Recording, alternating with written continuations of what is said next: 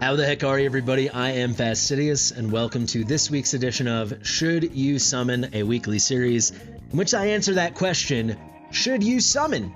On this weekend's banners, we have a 2x on your rare summoning crystals, a 2x on your divine summoning crystals, and then a 15x rate up. So if you get a legendary hero, it is 15 times more likely to be for both your rare summoning crystals and your divine summoning crystals, either Valeriya or Brokkir. And this is a very, very interesting banner for a couple of reasons. First off, this is one of the first big banners that ever came to the game. I believe it arrived sometime in like the mid to end of September of last year, so we're coming up on a year. This is the third time they are rerunning exactly this banner with the same epics as well. I'll quickly say Yankar, very mid, good for faction trials. Amani, one of the better epics in the game. Brienne, one of the better epics of the game. Straight up, this is kind of like a beginner banner. You know, if you've started your account in your early mid-game, even the early part of late game, you're filling out your roster, it is really a home run banner. If we take this, if I put in my tier list from my website, fastidious.gg, go check it out, you can see, let me make myself a little smaller, we have two exceptionally high-rated heroes on this banner. Valeriya was recently demoted to an S, Brokkir remains an S+, and even though they have such huge ratings, I do think this banner will end up being a skip for many a player. There's a lot to explain here. We'll do very brief kit breakdowns just so you get a sense of how these heroes work. Then I will give you the tier ratings. And then at the end, I'm going to answer in pretty strict detail who I think should be summoning on this banner and who should not be. So without further ado, there's a lot to discuss. Let's get into it. Fastidious. Fastidious. All right, guys, so we have two very good heroes, both with great kits, great awakenings. Why do I think most people probably should skip it? Let's get into the heroes, let's discuss, then let's give the tier ratings, then let's get to our conclusions. First up, we have Valeriya, very, very cool hero. She is dual faction in both the Nightmare faction and the Chaos Order, the Chaotic faction. She's unbelievable in Arena. She's very good in some select PvE content as well. I would say the one major knock against Valeriya, besides the fact that in a lot of content nowadays she kind of kills herself, sometimes that does help though, as you'll see with Gear Raid 5, is going to be her singular tile range, one tile in front of her. That being said, during her ultimate, it does expand to 2 tiles, so that definitely elevates her above like our normal heroes that are restricted by that pretty lame range. We reached a point in the game where to really be a good, strong fighter, you need at least this range, if not something a little wider, something a little longer. You get the sense. She's very strong, though. A big part of her is extremely chaotic in that she's like kind of killing herself during her ultimate. She's dealing more damage as her HP and stuff is getting lower. A lot of the time, you are going to use her as a nightmare unit, not a chaotic. So that specifically can be kind of tricky, kind of clunky. You know, when you're running her in those chaotic comps, if you've got a Carnelian especially, you're pretty darn good to go.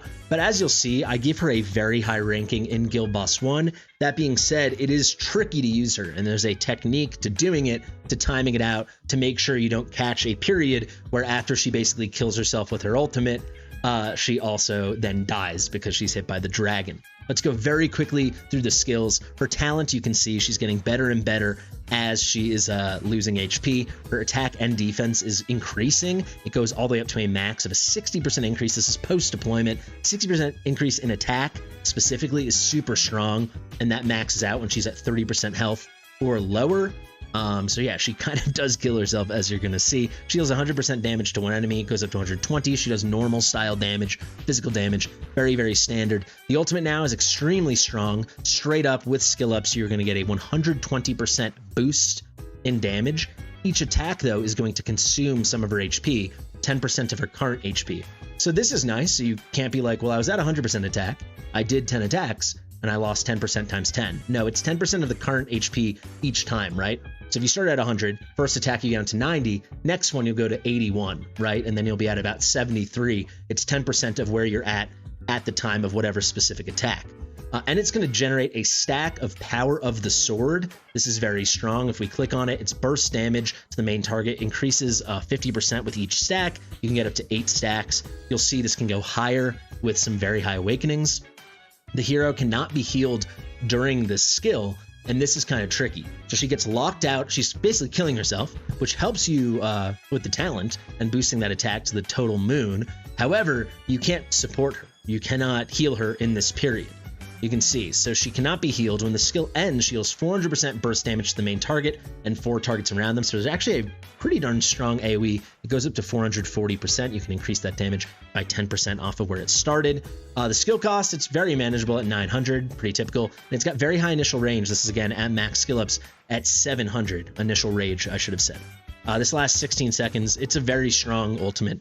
One of the bigger bursts for a single target in the entire game. You'll see that when we talk about single target arena. Now let's go over here to an auto passive plunging slash. This also takes the extended range, again making her more viable in a lot of content. Smashes down on one enemy within 2 tiles ahead, dealing 240% damage. This goes up to 300%, and it inflicts vulnerability physical damage, so increased damage taken that is physical that the enemy will receive. You get it. So the enemy receives 20% increased damage if it is physical damage coming in. So whatever physical damage is coming in, it receives a 1.2x multiplier. Pretty strong stuff. During the ultimate, each attack reduces plunging slash's cooldown by 2 seconds. So she's going pretty quickly during the ultimate, putting out a lot of hits. You can see you can get this a lot lower in terms of how fast you can cycle it. You can see it's on a 20-second rotation, and it's going to last for 3 seconds. However, you can reduce that 20-second cooldown significantly with each attack, even further if you get it to max skill ups. So every attack will reduce it by 3 seconds. So you can see it won't be 20 seconds. You get 5 attacks off. It's only a 5-second thing. In the time it took you to get those 5 attacks off, clearly you'd be ready to go. You can cycle it quite quickly during her ultimate. Her whole kit's kind of based around her ultimate, but it also comes with the key caveat that she's killing herself during her ultimate. Finally, we will see now her second real passive. She also has this Arena Mastery we'll discuss, which is insanely strong. But when HP drops below that 30% threshold, restores 2% HP per second, triggers the following effect instead during the ultimate. The hero enters unyielding state upon taking fatal damage and dies immediately when the ultimate ends, which can be triggered up to 1 time per deployment. That HP restoration can increase to 6% HP per second while she is under that 30% threshold. It's very nice for keeping her under 30% because the healing does not continue after that point. So in some content, she can just keep herself there as long as she's not taking fatal damage, and you'll max out this attack and defense boost of 60%. You're right at the sweet spot, right at 30%. This is the key thing though, right? She cannot heal herself during her ultimate. When her HP is below 30%, she does heal herself, but during her ultimate, she doesn't. Instead, she enters an unyielding state, an unkillable state, and it used to be you could be healed out of this. Now you can't. If you received fatal damage to trigger that unyielding state during the ultimate, the second the ultimate ends, she dies. So essentially the burst at the end of this ultimate is like an explosion, which is really good for content like Gear Raid 5 or something, right?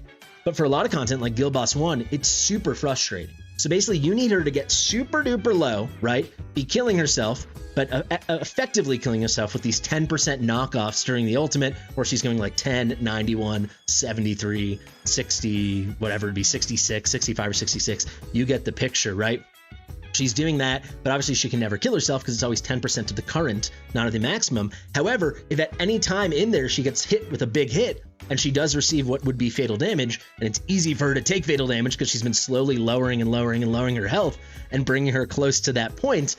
If that happens, sure, you get unyielding, but she instantly dies after. So it's this big balancing act. This limits her from being like such a superstar. She was a definitive S+ hero before they fixed this. To be fair, they didn't really nerf her because it always read this way. But basically what happened is if she took fatal damage but was healed up immediately after, she wouldn't die, so you were good to go. But now it actually is for sure. If she receives that fatal damage, she will die. And it makes it kind of this tricky thing. Let's go to the Arena Mastery now. It's very simple. Her cost is reduced by 4. She's such a strong hero, especially for single target damage, so obviously she's very good in single target arena. The fact that she's only 13 costs and she's this strong, she's fantastic, especially if you can rock her with a Chaotic Lord, even Vladov, right? I use my Valeriya single target with Vladov. I beat all the teams up until I'm deep into Overlord. You are good to go. Obviously, if you have Gon or Valderon, you're absolutely cooking. She's still super functional in a Nightmare comp. It's just less desirable. This Arena Mastery, this low cost, a very nice, very cool thing.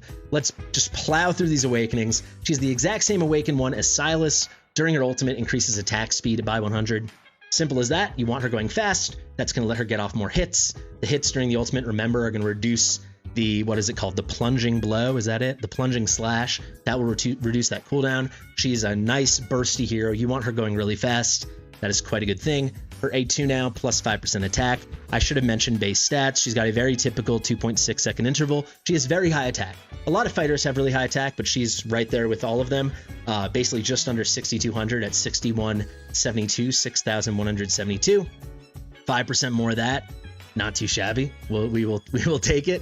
Let's go to the A3 now. During the ultimate, ignores 20% of the enemy defense.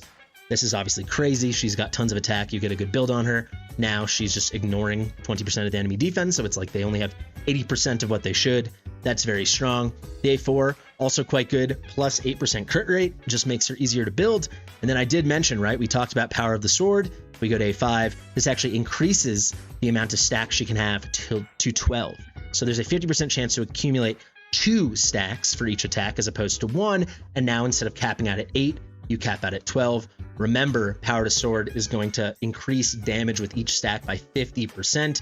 The big burst, it's a really, really, really good thing. If you can get your hands on an A5 Valeriya, it's really good, and this would be a great banner to do it, right? She's not up, on rate up all the time. Let's go to Brokkir. We'll be very fast. I know I took a bit of time there. Then we'll do the tier ratings. Then we'll give our conclusions. Brokkir, let's just start with the stats. Exceptional stats for a normal hero. It's worth mentioning. Valeriya is a rare bucket hero.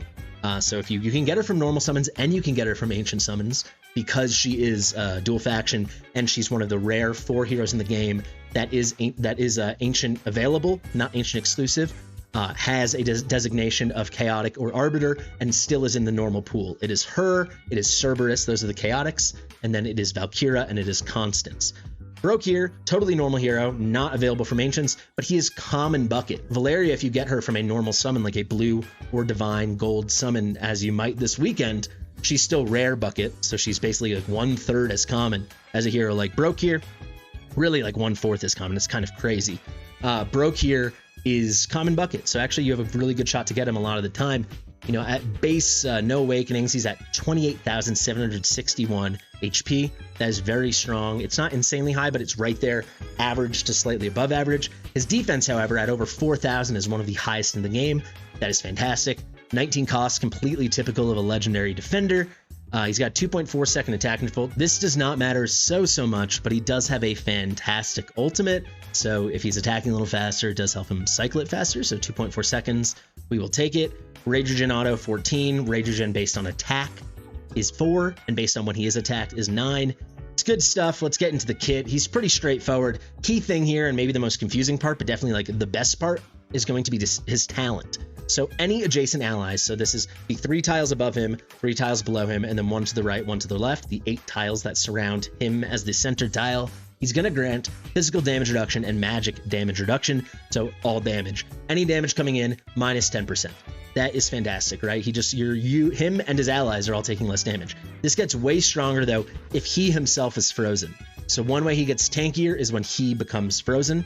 There's stuff in his kit where he freezes himself, and you'll see when that happens, that reduction is tripled. So instead of being 10% for him and all adjacent allies, it goes up to 30%. Again, both physical damage reduction and magic damage reduction. That is very, very good. All right, actual skills now. Basic attack, who cares? It's a physical attack. They don't even let us upgrade it. It's very tiny amounts of damage. Let's go to the ultimate, which is pretty special. He freezes himself and gives himself a monstrous shield. This shield goes up to 120% of his max HP. He's a kind of hero you can very comfortably build at like 80,000 HP. You know, later on you can build him 120,000 HP or something, right? So you will apply a 1.2x multiplier onto his HP, and from that you get a giant shield. So you easily can get a shield on him of well over 100,000 hit points. Fantastic stuff. That shield will last for the duration of the freeze he places upon himself. You can see that is a 10-second freeze, really strong, really huge shield. The cost of this can go down to 900. You can get 400 initial rage. But basically, you're cycling all the time because he's getting hit all the time, so he's developing rage, he's generating rage from being attacked, from his rage regen based off of being attacked, and he will ult a lot, especially if he's your main tank. He's getting hit by many units. You put him in like a bastion ring, so he can be getting hit by 4 enemies at once. You can cycle the shield very, very constantly. It's really, really strong. He's really tanky, and keep in mind, while he's shielded, he's also frozen, and he's giving himself these giant reductions as well. First passive now, receiving damage, and this is a very key, very potent part of his kit. So first passive, we have Freezing Breath. Receiving damage has a 10% chance. This goes up to 15% chance to inflict freeze on 2 enemies in range. If the hero has freeze, the chance will be increased by 20%. So basically, during his ultimate, if he freezes himself or he somehow gets frozen another way, we have a couple pieces of content like that now, or we've seen it in events at least. It can go up to a 35% chance if he's frozen every time he gets hit that he will put a freeze out. The duration of that freeze is 1 second, not too long, but it's definitely something. It's a cool part of his kit, but the key passive is going to be Iceberg. This is basically, to be a good tank in this game, you have to have something really special like damage mitigation, which he already has, you know, a way to support allies, which he already has, and then the key thing for a lot of content is that you get some form of unkillability or unyielding, and that's what he gets from Iceberg. When receiving fatal damage for the first time, the hero gains freeze and becomes immune to all damage for 8 seconds. This can go up to 12 seconds. This freeze lasts the duration of Iceberg, so he'll be frozen for 12 seconds. He's taking like no damage. He's in this unyielding block damage state, super duper strong. He's, besides Cyrus, for me, I'd say even better than Gon if you're talking about just being a tank. I think he's the second best tank in the game. It's kind of by a mile. That being said, and you'll see this when I take you through the tier ratings, because he's just a superstar in everything. In so much content, especially once you develop your account, you have great artifacts, very high promo or maxed out Bastion rings, you know, the best artifacts in the game for almost every single tank. And you've got good gear. You don't need a tank this strong for basically any content in the game, honestly. Brokkir can be really strong in something like Conqueror. Brokkir's the best tank in the game, probably after Cyrus. That's gonna be a big caveat. After Cyrus, best tank in the game for something like Gear Raid 4, Gear Dungeon 1. That being said, you can still do everything basically without him. You know, he's amazing in GVG, but there's still other options. Unless you're like super, super, super high end and you're running a specific comp, you kind of get it. The Awakenings, I love his A1, inflicts freeze with a duration of 2 seconds on up to 5 enemies surrounding him, so any adjacent tiles, when the shield from his ultimate is gone. So basically that last 10 seconds, it's for the duration of the freeze he puts on himself during the ultimate. After those 10 seconds, he's putting a 2-second freeze on up to 5 targets. I really like that. Plus 1200 HP, it's fine. I mean, his HP was already insanely high. This pushes it over, I believe it pushes it over 30k. Let's actually check that. Just under 30k. It pushes him to like 29,961, so 29,961. Insanely high.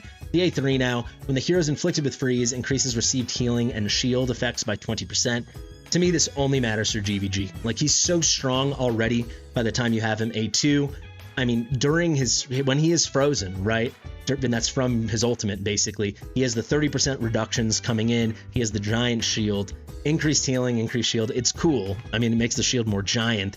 It is what it is. I mean, it's not needed. It's obviously strong, but it's not needed. All damage reductions plus 8%. Completely typical of all legendary tanks in this game. Obviously, it's super strong. This means mitigation in general is at a base of 8%, and when he's frozen, it's an additional 30, so it's 38%. That is additive. That is really strong. Then the A5.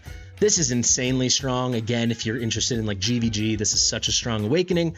When Iceberg expires, so when his like unkillable state expires, because it can only be triggered once per deployment, full 100% max HP restoration.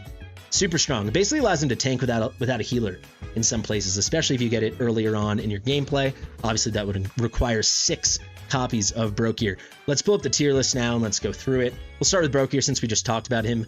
Then Valeriya. Overall, he is an S+. I think he's the second best tank in the game. I'd say third best overall if you count the fact that Gon also puts out some crazy DPS and is just an exceptional Lord for Chaos. But if you're talking about not Lords, just a tank, for me, best is Cyrus. Number 2 is Brokkir. Guild Boss 1, we gave him a D. Quite frankly, it could, I guess, very, very early game be higher, just because the reductions are really nice, so it'll be easier to survive. Maybe allows you to use 1 healer sooner, but he's doing no damage. He's literally just sitting there as a tank. D is just to say you could use him, but honestly, almost no one should. Guild Boss 2, I honestly thought of putting him higher at like an A. He's not going to be meta for anything right now. but he really helps you with those damage reductions, and those can stack with like a Farsi or something. So if you can find a nice middle spot where there's like 8 allies around him, it's super strong. You know, as I say it, I almost want to put him at an A. The problem is it's really not going to be for Apocalypse 2. It's not going to be anything meta, at least with what we're seeing right now. That's why he gets the B+. Super viable. You need a tank to take the damage, but his freezes are so few and far in between. You'd be better off with like a Livian or something, someone putting out more crowd control effect, because basically he'd be there just for the damage mitigation, even though that is really strong. I'm on the fence. He's like an A-, but you know we don't do A- on this tier list. He'll remain a B+. Gear Raid 1, super good. If you want to put a tank in front of the wall, that is viable through 121. You don't need to do it, but if you want to do it, it works, especially if you're running 2 tanks, because he's going to help that tank become tankier when he freezes himself. Good stuff. Gear Raid 2, he is an S+.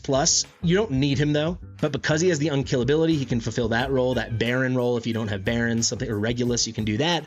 Or if you just need a tank, he is the best in the game for this. I'd probably argue he's even better than Cyrus, because Cyrus, you don't really want to summon all his skeletons in front of him for Gear Raid 2. They kind of just take up space and slow things down potentially. It's him or Cyrus. He's crazy good there. Gear Raid 3, this would be just to be tanking the damage in the middle and also putting out some reductions if you need it. Gear Raid 4, like I said, he's the second best in the game. I give him an S though, because you don't need him. That's a big thing for me. Cyrus is still better, even though Cyrus is super rare, but you can get away with the right gear, and I've done it. You can easily use a Crotor or a Regulus or a Reeve. Trusk is fantastic. You just don't need him, so I can't justify an S+, even if he might be the best at it after Cyrus. Gear Raid 5, you'll see over here, I am giving him the S+ for doing that middle lane, especially on stage 9 and 10, even starting at stage 8, but certainly stage 9 and 10. I think he's the best in the game, honestly. He'd be even better potentially than a Cyrus, because you're probably not going to run Cyrus as lower, or at least, again, it's side by side. He's fantastic. And then for the bottom row, if you don't want to do a pushback strategy, it's like him or Baron, essentially, that's going to be the best for that, right? Because they will not be able to take fatal damage because they go into this unyielding state. Fantastic stuff. I love him there. AMR, I gave him an S. For me, as good as he is for that, Olog's still better, so I can't give him an S+. Voidrift, definitely S+. He's so good if you need a tank for Voidrift. Campaign, maybe the best campaign tank in the game besides Cyrus. Faction Trials, he's amazing, but you can use any tank, basically. So you could easily use an Olog or a Crotor or even Avalon. It doesn't matter, so I can't give him an S+. Conqueror, you'll see him on some of the absolute top teams. He can really allow your Cerberus to survive longer because of the reductions. It's a very cool strat, very unique thing, something I stumbled upon myself even. Obviously, other people did as well, but really cool way to use him there. Tank Codex, he's fantastic, but he's not S or S+. He doesn't have any extra block. This is essentially block Codex. To truly shine there, you need extra block in your kit. Guild Wars, he's insane, and you'll hear me talk a lot about that in a second. Single target, whatever. AoE, that'd be a weird choice. You could do it. Give him a D because he's not absolutely awful, but it's not a smart choice. Very fast with Valeriya. Guild Boss 1, she used to be a definitive S+.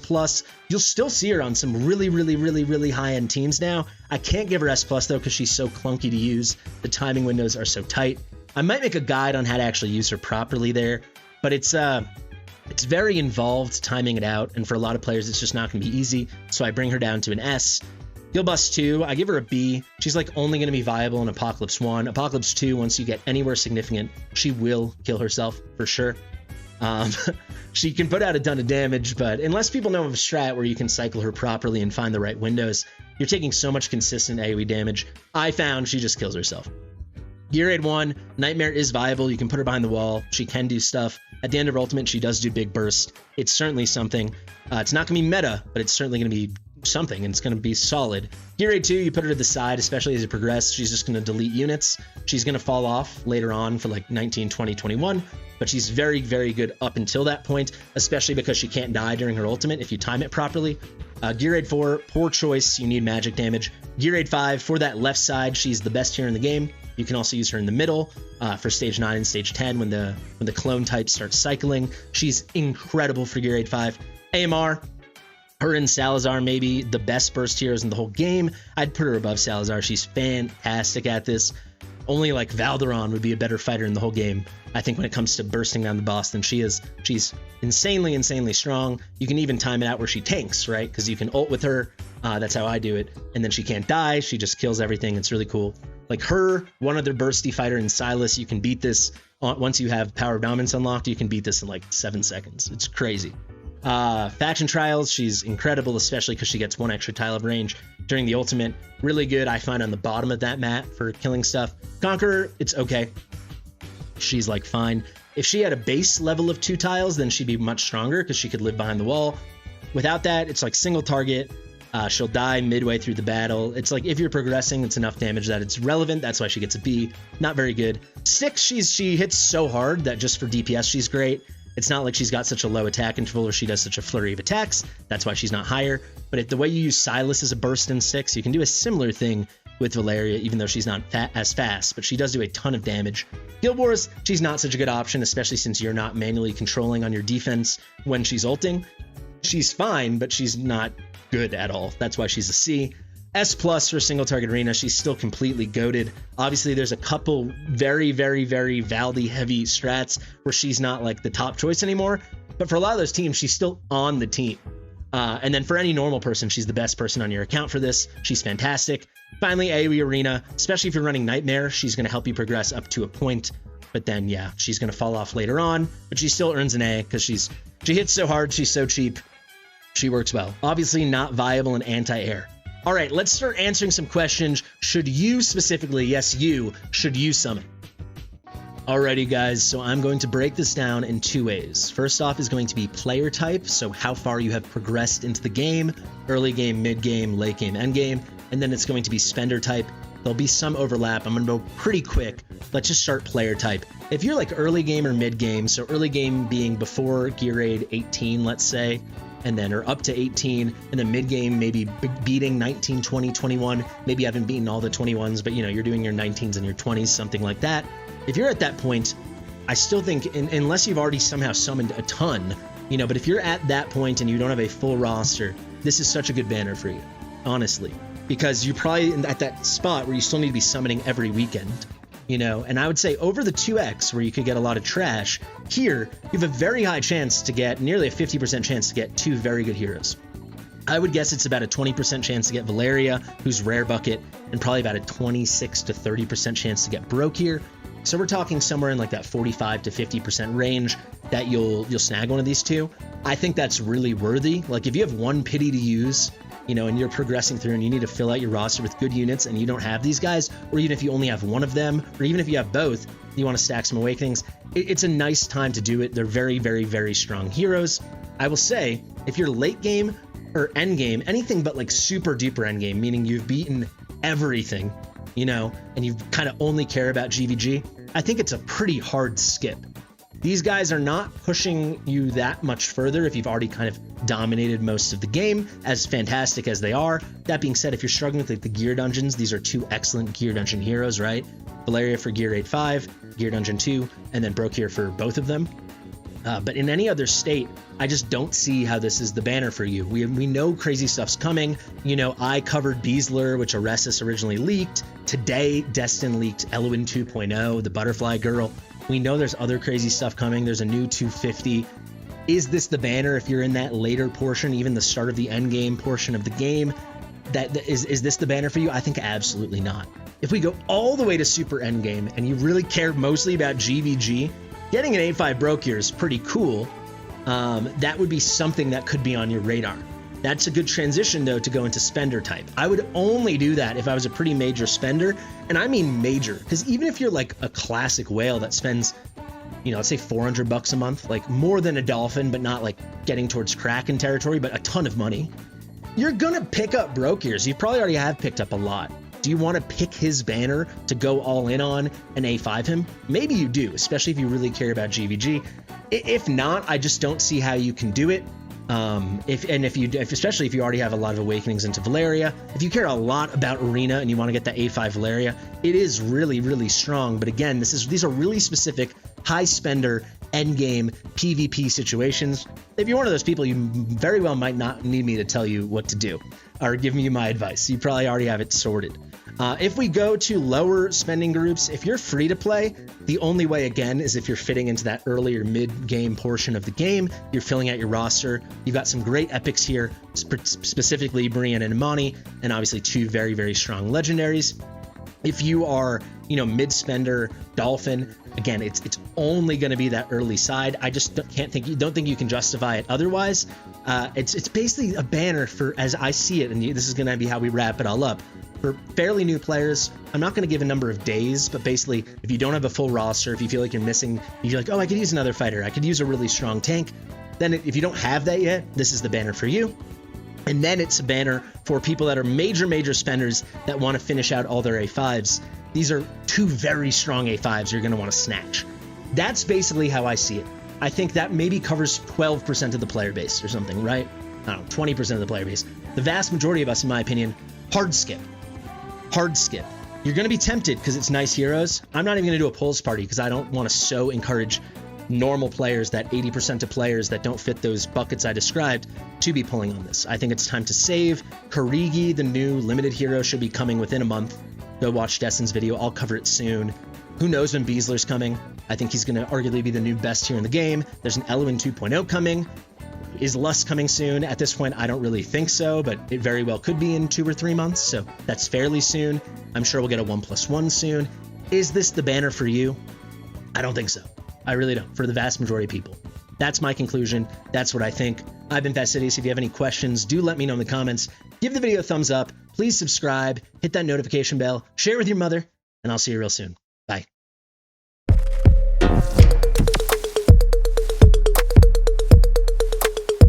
Fastidious.